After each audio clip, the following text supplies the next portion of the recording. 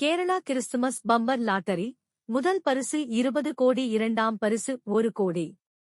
பிடித்தம் போக எவ்வளவு கிடைக்கும்?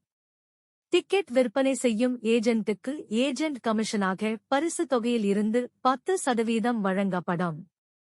முதல் பரிசான 20 கோடி ரூபாயை வென்றவருக்கு பிடித்தம் போக கையில் கிடைக்கும் பரிசு தொகை குறித்த தகவல் வெளியாகியுள்ளது.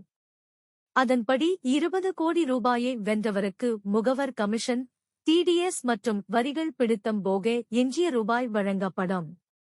பரிசுத் தொகையிலிருந்து முதலில் கழிப்பது ஏஜென்ட் கமிஷன் தொகைதான்.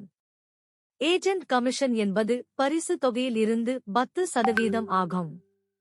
இந்த தொகை 2 கோடிக்கு குறைவாக இருந்தால் TDS மற்றும் வரிக்குப் பிறகு டிக்கெட் விற்பனையாளருக்கு தொகை கிடைக்கும். மீதமுள்ள தொகையில் 30% TDS செலுத்த வேண்டும்.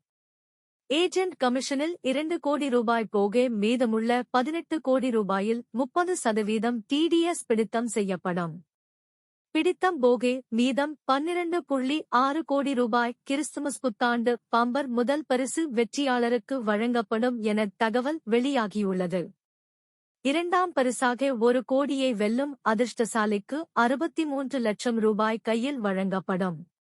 பரிசுத் தொகை 1 கோடி ரூபாயாக இருந்தால் 30% வரியாக செலுத்த வேண்டும்.